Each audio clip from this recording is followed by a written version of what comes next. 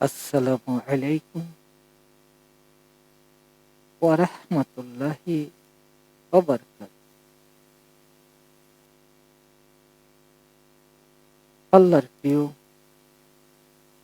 ঈমানদার, দিনদার, নেককার, পরহেজগার,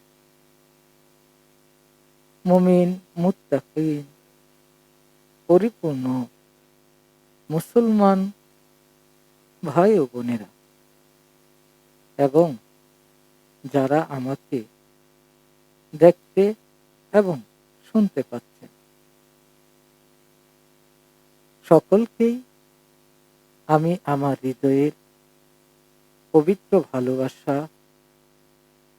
এবং আন্তরিক অভিনন্দন জানাই। আল্লাহ তাআলা রব্বুল আলামিনের পবিত্র দয়ার মোবারকে,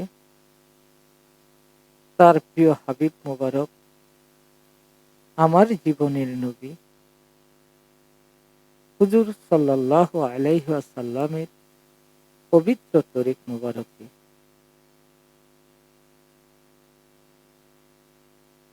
আল্লাহ তাআলা রব্বুল আলামিন আমাকে যতটুকু বলার এবং বোঝানোর মতো সমর্থন দান করবেন, ঠিক ততটুকুই আমি বলতে এবং বোঝাতে সক্ষম হব ইনশাআল্লাহ।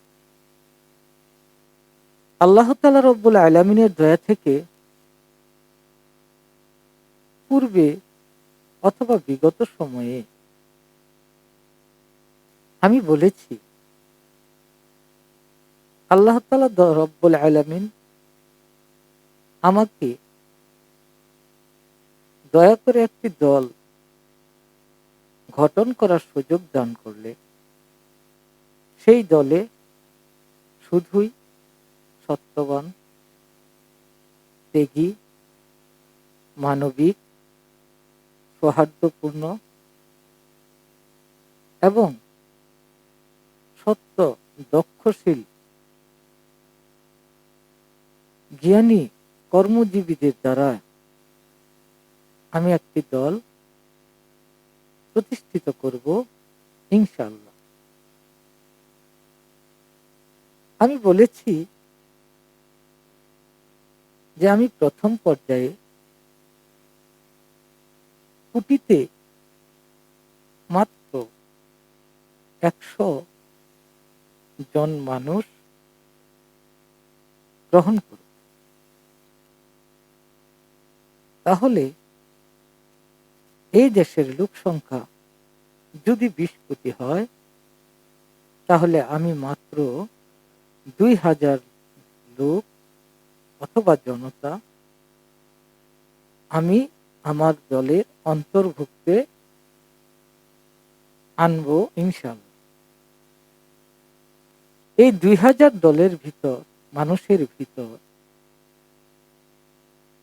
মাত্র ২০ জন মানুষ আমার কাছাকাছি সর্বদাই, সর্বসহযোগিতায়, সর্ব অবস্থায় আমি রাখার চেষ্টা করব ইনশাআল্লাহ।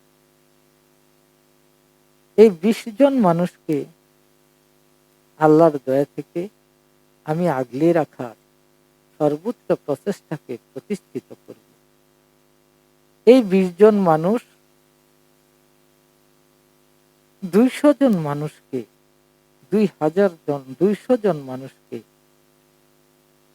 আগলে রাখার চেষ্টা করবে ইনশাআল্লাহ। এবং এই ২০০ জন মানুষ ২,০০০ জন মানুষকে আগলে রাখার চেষ্টা করবে ইনশাআল্লাহ।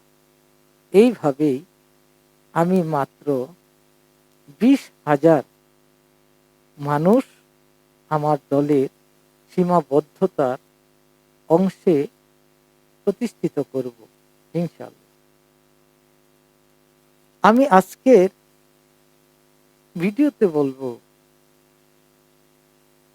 অতীত থেকে এই পর্যন্ত যারা দেশপ্রেমের অংশীদারিত্ব নিয়ে দেশে সময়কে ক্ষমতার অধীনে পরিচালিত করে গেছেন,